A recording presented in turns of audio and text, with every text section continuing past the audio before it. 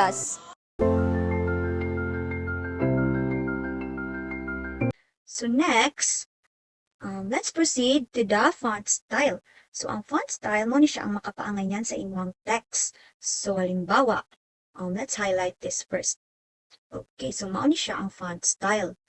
Taning i-click, sa daghan tag kapilian. Okay, like for example, this one. Like that. So, it's nice. And then, let's pick another one.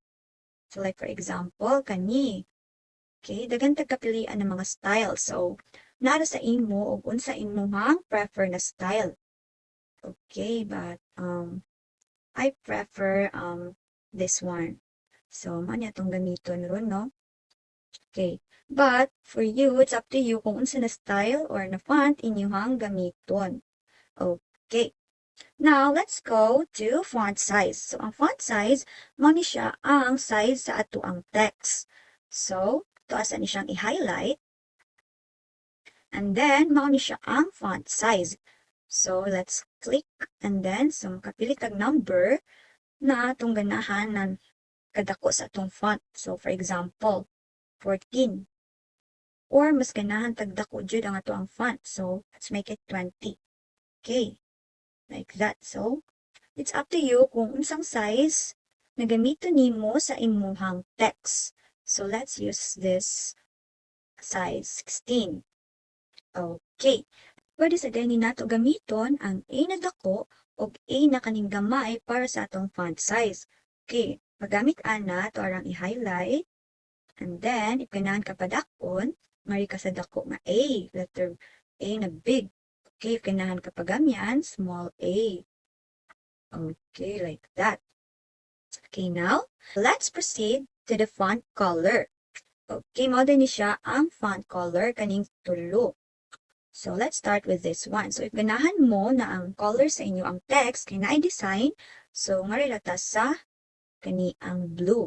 So, halimbawa, this one. So, ganahan mo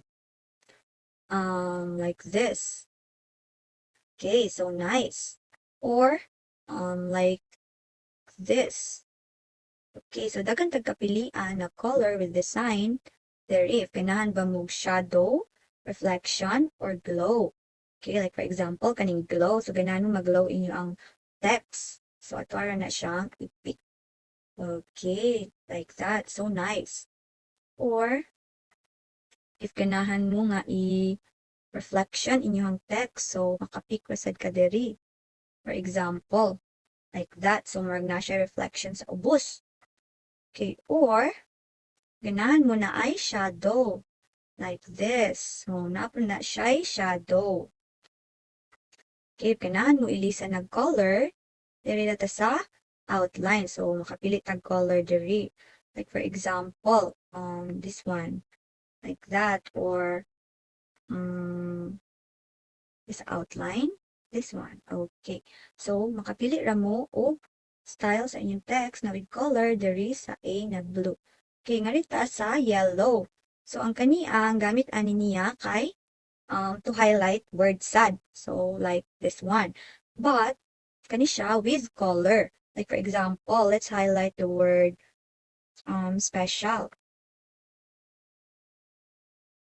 And then, let's pick this one. And yeah, that's how it looks kung ganahan ka i-highlight imong words with color. So, if ganahan ka ilisan ng color, pwede sa na nimo mailisan. For example, this one, the blue one, or what's the color of that? So, or the gray. Okay? So, makapili lang kang color na gusto nimo i-highlight sa imong words. Okay, so let's remove this one. Okay. So, kanisang A, mao ni siya ang color sa font gid nimo tanan, like kanitanan. So, example, kaning the rest na white color at koloran. So, example, this one. So, ganahan ta nato ang text kay blue. Like that. So, mao na siya. Or, if ganahan man ta na atong text is red. Okay, ana sad siya. Okay, so let's pick black lang. Ay, blue. Let's pick blue. Our words. Like that. Okay. So nice. Okay, since kaybaw na ta kung unsaon ang pag-change of color, lastly, ari na ta sa text alignment. So ang text alignment mao ni siya ang gusto nimo na alignment sa imuhang paragraph. Like for example, mao ni siya ang mga text alignment. So halimbawa, ganahan ka nga ani lang ang paragraph nimo, so mao ni siya imong i-pick. If ganahan kag i-center, so i-highlight ra ni nato, then center. Okay, ana siya. Ganahan ka na there is a right, so i-highlight nato. Okay, ana na siya.